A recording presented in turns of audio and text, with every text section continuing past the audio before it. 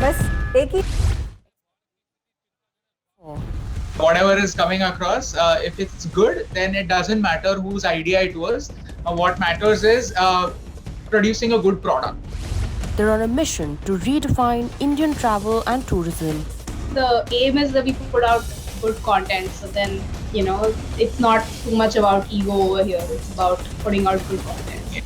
NewsX influencer A-List proudly recognizes Abhiraj and Niyati for influence in travel. Hello and welcome. You're joining us on NewsX Influencer A-List. Now with us today are two very, very special guests. Known for their series 100 Reasons to Love India, they are all set and in fact leading the way to change how we perceive tourism and travel in the country. Now, their show 100 Reasons, their in fact series 100 Reasons to Love India took the social media by storm, and they are here with us today to help us understand, give us insights into what exactly it was that led them to start the series and then take forward their influencing careers and embark on their journey. With us on the broadcast, known on Instagram as Abhi and New, are Abhiraj and Niyati.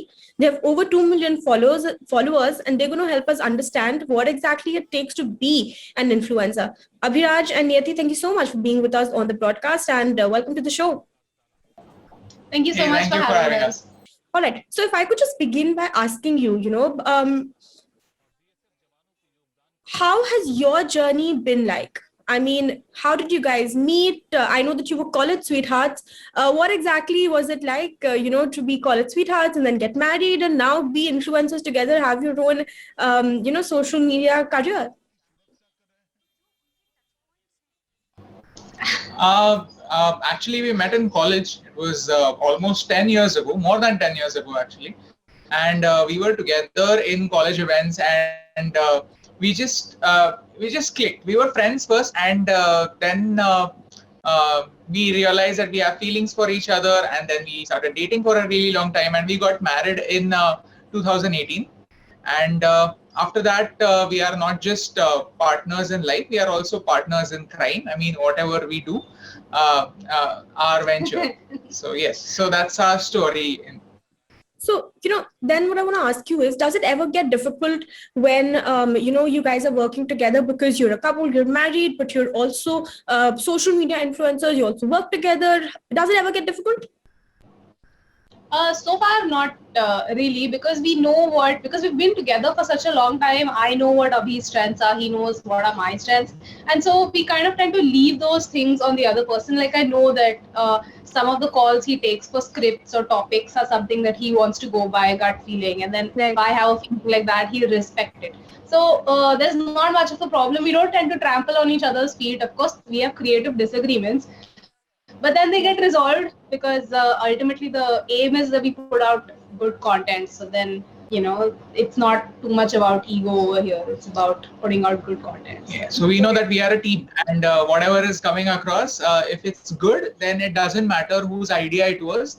What matters is producing a good product. All right. So, then I want to ask you, very interesting, and that you have spoken about the kind of content that you create, right? Because I want to ask you about that. You have over 2 million followers on Instagram alone. And that, of course, comes with a lot of responsibility.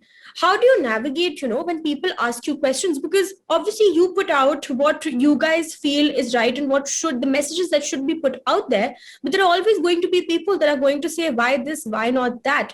How do you navigate that? How do you pick the content that you create?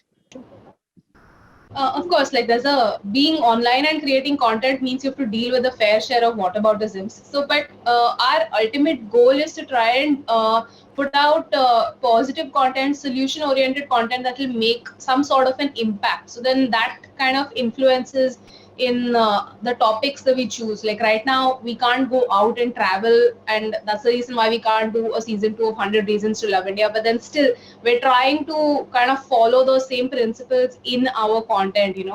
We'll we'll make videos on personalities, historical personalities, or famous personalities in their respective fields on their birthdays because they deserve to be lauded. So those sort of things we still kind of like continue. And basically the responsibility that we feel is we know there are a lot of people following us, especially kids. So then that means we automatically be very careful about what we're putting out. And Correct. we kind of, yeah, the direction is that we want everybody to be critical thinkers for themselves. We want people to discover more about India, and we want people to sort of question things. So that's kind of something that gets reflected in our content as well.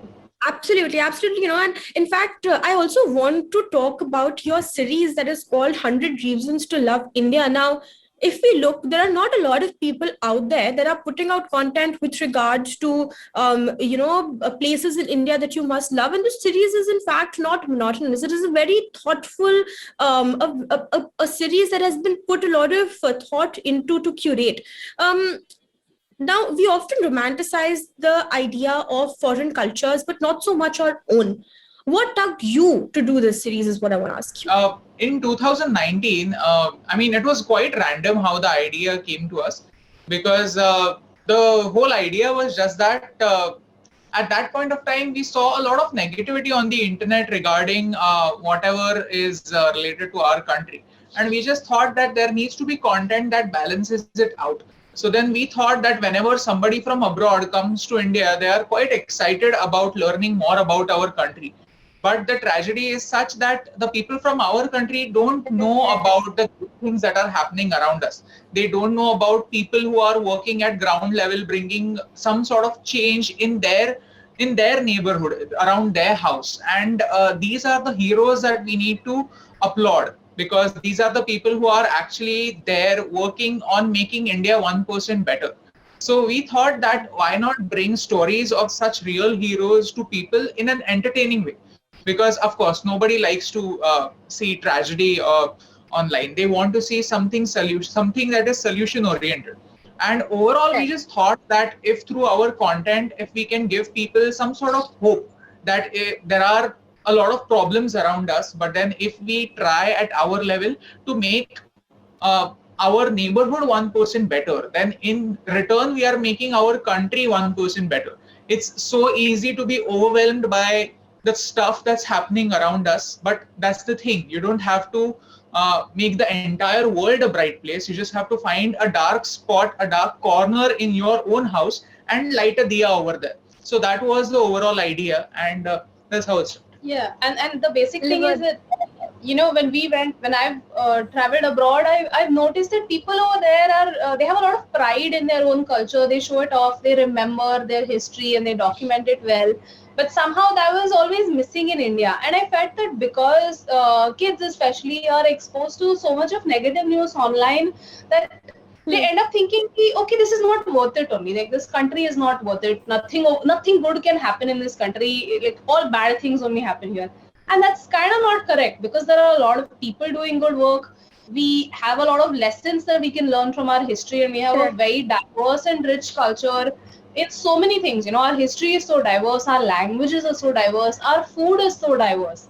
And we don't end up celebrating it at all. I mean, that's such a big tragedy, and we kind of wanted to change that, because if you don't know how good your country is, when will you ever celebrate it? Right, absolutely. And, kudos to you guys. But I want to ask you then one other thing.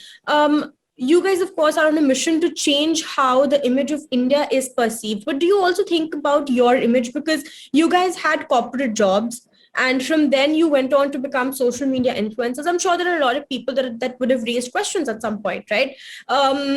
Is your family supportive? Are your friends supportive? Do they understand what you're doing? It took a fair bit of convincing for them as well, because it was something nobody had really done before, and basically we didn't have a roadmap to it as well. We were kind of like going off into the unknown, and we still had checks and balances. Abhi took a break from his video making career. I continued to freelance on the side so that we didn't have to dip into our savings altogether that much. But there was a lot of skepticism, and basically we were also a little unsure when we were starting out, because we didn't know what to do. But as we started making a few more videos, and our immediate family, who we call our top fans, could see the value in it, and they appreciated the sort of content we were putting out. The moment they saw that, they were all on our side, because they could also align themselves with the vision, and they understood the importance of, and that's the reason why I love India. So then that's when they all came together, and then there have been no questions. Right. Yeah. All right, Abhimanyu, it has been an absolute pleasure having you on the broadcast. And we hope that you succeed in your endeavor to change the way that we perceive India. And more power to you guys. Thank you so much. Thank you so much. Thank you for having us. Traveling solo with her daughter since 2016. Started discovering myself more and more through travel. I realized that this is my passion and that I really find myself more and more when I go on these solo trips.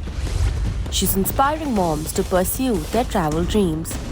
My message to mothers is just to let go and don't think too much before you plan that trip. Just go for the first trip and see how it makes you feel. NewsX influencer A-List proudly recognizes Dinaz Rai Singhani for influence in travel. Hello and welcome. You're joining us on yet another episode of NewsX Influencer A-List. With us today is a very, very special influencer. Her name is Dinaz Rai Singhani, but she has been solo backpacking with her daughter since 2016. Firstly, a very warm welcome to the show, Dinaz. Thank you so much for being with us. Thank you so much, Paridhi. Thank you for having me here. All right. So, you started backpacking in 2016, if I'm not mistaken, right? And it's been 5 years since you started this, and you're already at a reach of 12.8 thousand. Tell us what the journey has been like a little bit first. So, Paridhi, it started very on a whim for me. Actually, I didn't really think about content creation at the time because when I conceived my child, I had a desire to go backpacking to Europe with her. After coming back, I started writing about my experiences, and it was actually a way for me to remember the trip and for my daughter to probably grow up and then check up social media, my account, and read what we had done. So it was like that, I started blogging about it. But then I saw a lot of interest from fellow parents. I saw a lot of interest from young mothers who, DM'd me and asked me, hey, where did you stay? How did you manage? And is it even possible to take a child, as young as a year old to Europe and do your own thing and have a really nice time and come back? And I said, yes, it is possible. And that's when I realized that there is a sort of a gap in the market where a lot of people don't know about backpacking as a doable lifestyle in India, and more so with a child. So that's what I tried to address in my content more and more. It's been like I started documenting very religiously from 2018 onwards, not 2016. So it's just been like three and a half years now of me seriously, into it. But it's been a great journey in the sense that I've made a lot of friends from the social media community, fellow people who like traveling, who, like being wild and free. And I've also met mothers who really are on the verge of wanting to travel, but don't really know how to do it. So this is the entire world that I have found thanks to social media and thanks to the community that we've created. So that's been my journey so far. Okay, so two things I've understood, from this, Dinaz, and we're going to break these two down and talk about them. Firstly, a solo woman backpacker. And secondly, a solo woman backpacker who's traveling with her baby. So let's talk about the first bit first. What is it like to be a woman traveler? Because we step out of the house. I know for a fact, if I step out of the house, my parents warn me, you're going out at night, be safe. You out here are traveling the world. What is it like to be a woman traveler? I would say that it has its own set of challenges, and like any other kind of travel, it is unique in its own space. I started traveling within India more in the beginning, and then after I got married, I started traveling with my husband a lot, and we backpacked almost everywhere. And that's when I got the entire chaska of trying to budget travel and then finding your own way and taking risks and everything. And I liked it so much that I said, hey, let me take my own trips now. So I started going on my solo travels. Was it scary at first when you just started out? Of course. Yes. Because, that initial fear is there of more than paranoia than fear, I think, of what will happen. And I, belong to a setting wherein, I never used to take too many risks as a child and everything. And I have a very loving family, a very protective family, and I don't think that, one day my parents would have imagined that I would just like leave with a rucksack somewhere. Yeah. So, when that started happening, it was both joy and fear, mix of both of them for me. But as the years went by and I started discovering myself more and more through travel, I realized that this is my passion and that I really find myself more and more when I go on these solo trips. I get a chance to reconnect. So yeah, it's been an amazing journey so far. And what There is are it like traveling with your baby? Yeah, go ahead. Then we'll come to your daughter. Yeah, sure. And the second part of the question was, of course, it has its challenges because, as a woman in any country, I mean, not even India, not only India, I think there are a lot of challenges. But we got to look at it at the, with a completely holistic perception. And we need to plan, we need to do our research and go by gut instinct. I think the female gut instinct is really, really strong. And we tend to sense danger before it happens. Usually that happens. So I think whatever you do at home, and whatever instincts you carry with yourself as a woman, carry them whenever you're traveling solo as well. And I think they will help you definitely. So what all places have you traveled till now? Yeah, I have gone mostly, like I've been around 23 states of India, and from like we've been to Kashmir to like not Kanyakumari, but then to Kerala, up to Kerala, and Ladakh in the northern part. And a lot of the travels also have been with my husband. But then I started traveling more, like I've been to Auroville on an internship, and it was more me, wanting to explore the place and the entire community. Auroville is this like world community in South India near Pondicherry. So I spent an internship summer there, and it was completely unplanned and it was amazing. And then I keep going to these music festivals whenever they happen, and then I take a few days off. I traveled to the Zero Fest in Arunachal Pradesh a couple of years ago, and it's always been a fantastic experience, with or without, being married or being a mother or anything. I think everyone should just take a solo trip as a female and just experience it for themselves. Is it empowering, Danaz, to just be out there by yourself? Is it very empowering? It is a revelation, I would say. It's empowering in the sense that, you have to depend on yourself for everything. And you have to know that, there's just you for your challenges and for your answers. And also it's breaking a certain barrier, right? Because there's a certain barrier that exists that says that, mothers cannot go out and travel. And especially with a baby, it's absolutely impossible to do it. You're also breaking that certain barrier. So do you feel like traveling with your child has in fact been, exciting? It has been, and it has been an even more empowering experience than, let's say, if you had done this 10 years ago? Absolutely. I think the entire experience of me traveling solo and then traveling with a child has been like two different spaces completely. One, because I never even dreamt that I would actually backpack to Germany with her when she was a year old, wear her on me and then wear the backpack and then go to a hostel and check in and then, live life like that. And we spent like a good week and a half there. We traveled to 3 cities in Germany, and it was so empowering because of the fact that I was in a non-English speaking country. I did not know anybody there. I did not have a local phone number to call.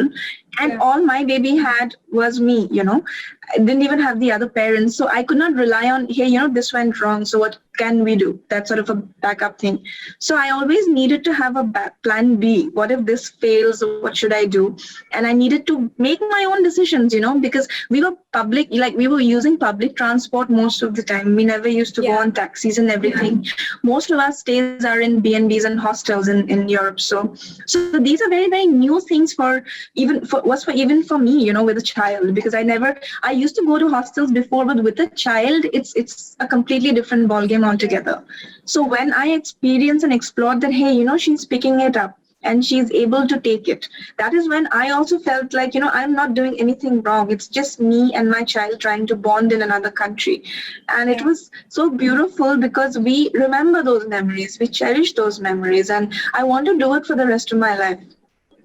What is your message then us before we let you go? Because we've run out of time. I want to quickly ask you, what's Yeah. your message to mothers out there who want to travel and who want to travel their heart out?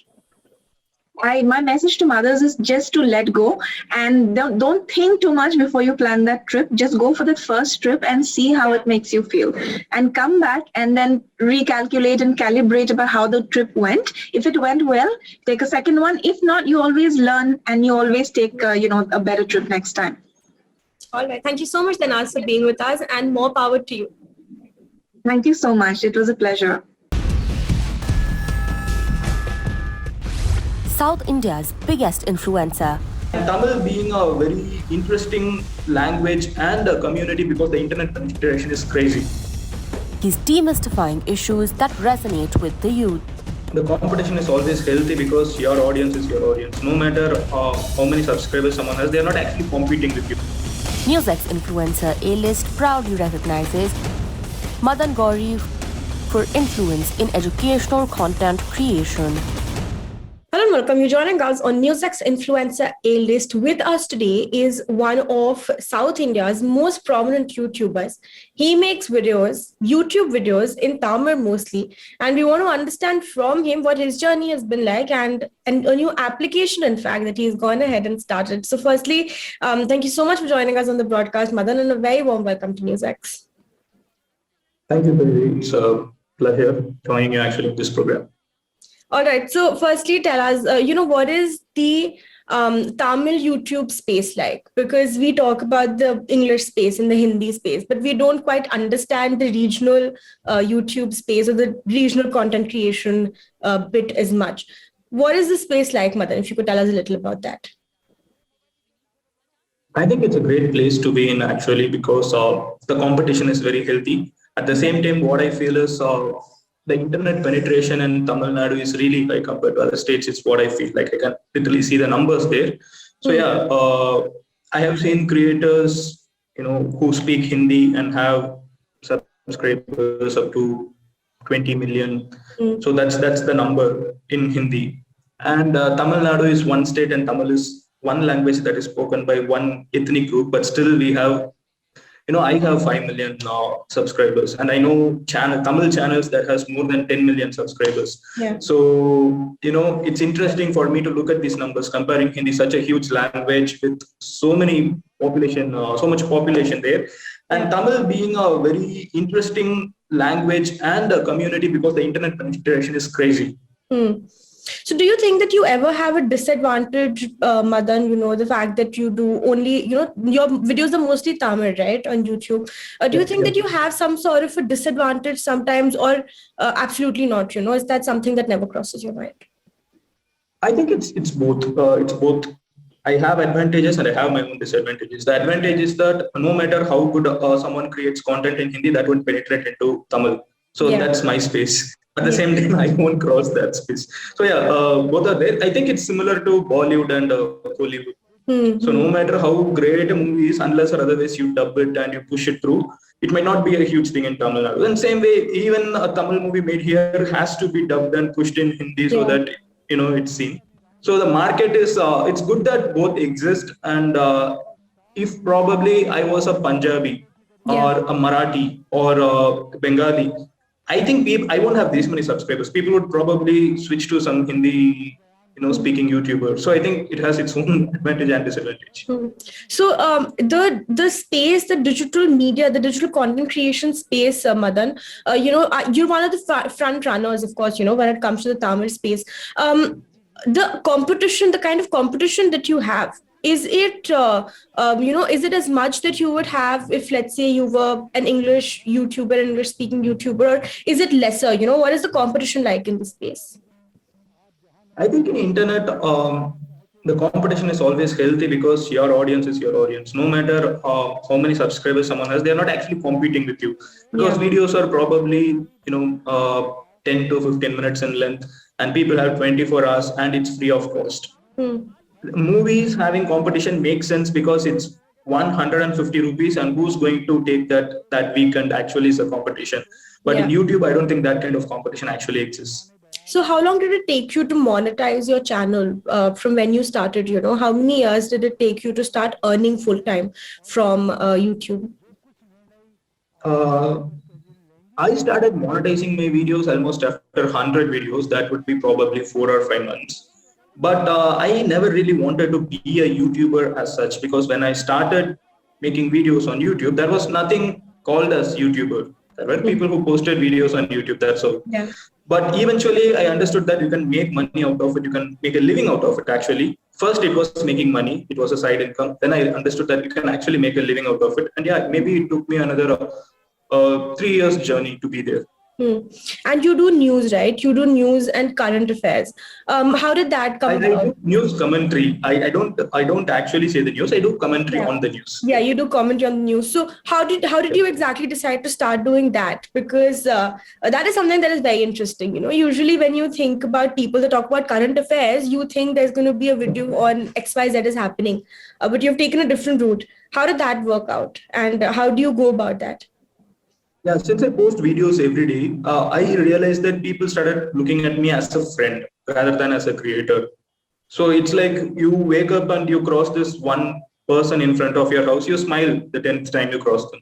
So same way they see me every day, and it was good. Even I talk to them every day. So then when COVID happened, actually this whole thing started last year, 2020, right? Until then I was not actually giving commentary on news. But when that happened, there was something happening every day. Suddenly, the whole country is shut up. Suddenly, you can't go out, and these were burning issues. So when I started doing those videos, people actually started connecting with me more. So then I realized, why not?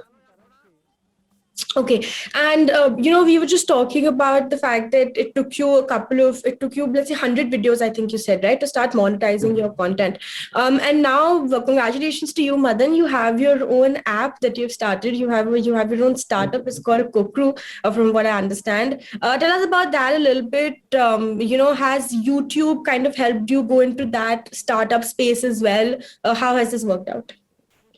Yes, actually, just as I said, when Corona happened, right, when COVID started, the whole world was under lockdown, and we suddenly started consuming news more than ever. Yeah. So I wanted to create content based on that, and I was probably referring to 20 to 30 different sites. And it's always tough to look things on laptop. So probably I would prefer an application. So I was searching for the perfect application. Yeah. Which I did not find. And I was actually having a conversation with one of my friend, Prem, from LMES. That's a startup in Tamil Nadu. So it's an education startup. So I was telling him that there must be some app that actually helps us get news that we need directly to us. And it should also be from different sources. And we should be able to probably understand what people think about that news. We don't want someone to say us. We want to understand it directly. So a lot of these conversations happened with Prem, and suddenly he said, Madan, we can actually give it a go. We can try probably building one. And yeah, that's how we spent another 1 year actually on building that application. And yeah, we launched it recently. And it has been on top. Actually, it was in top 1 for almost 3 or 4 days in both the App Store and Play Store. And then again, it's still now in top 5. So yeah, it's a good thing that we started doing it. Okay. And how is it different from other contemporary apps, that are, let's say, giving out news in short, in short sentences or etc. We know a couple of those exist out there. How is yours dramatically different from those? So when you look at other applications, first you have a lot of advertisements. It's very cluttery. When you get inside an app, you feel like what is going on, because we use Instagram, we use Facebook, and we look at a news app, it's so cluttered. We don't want that clutter feel, because we are exposed to all these high-end applications made in different parts of the world. So first thing we wanted to be very clear is it should not be cluttered. Second thing is all the existing news applications, they have a write-up minimum about the topic, but the millennial generation, the Gen Z, we don't have time for it. We want to know what's it in a line. So we are so used to WhatsApp, we are so used to a caption under an Instagram photo. So we thought this application Kokru actually gives you the whole context of a news in a line. So if you want to further read it, you click on that line and the source of the news opens up. So by that way, we also helping the news vendors actually monetize their content. Right. So once it goes there, they can place their own advertisements as they do on their website. Their website actually opens up. We don't steal their content. So we create a path for their content to be publicized. At the same time, we create a platform where customers, the readers are actually happy, and the vendors, the news vendors are also happy. Okay. So alright. also the most important thing is we have a reaction feature in the application. Okay. So for every news, Hmm. irrespective of some anchor saying that it's a good thing or a bad thing, you understand what people actually think right below. So you know the public sentiment. Immediately you see a set of thumbs up or thumbs down. So you know how people are actually reacting to the news rather than someone pushing it into you. So yeah, democratizing the news was actually a big thing in this app. Okay, all right. And before we let you go, Madan, and we would have to continue having this conversation, but we're out of time. So I want to ask you one last question. For those people that are just starting out, that are just that want to do content such as yours, what is the one suggestion that you have for them? Be consistent. I think that's one thing. I know a lot of creators who started budding during pandemic. They started probably posting 10 videos, 20 videos, they didn't get the views they thought they would get, then they stopped doing it. I think they should probably continue doing it. Eventually, they will get those numbers. Okay, all right. Thank you so much, Madan, for being with us on NewsX Influencer A-List, and it's been an absolute pleasure speaking to you. Thank you, buddy. It's a pleasure. For more such videos, subscribe to the NewsX YouTube channel, hit the bell icon.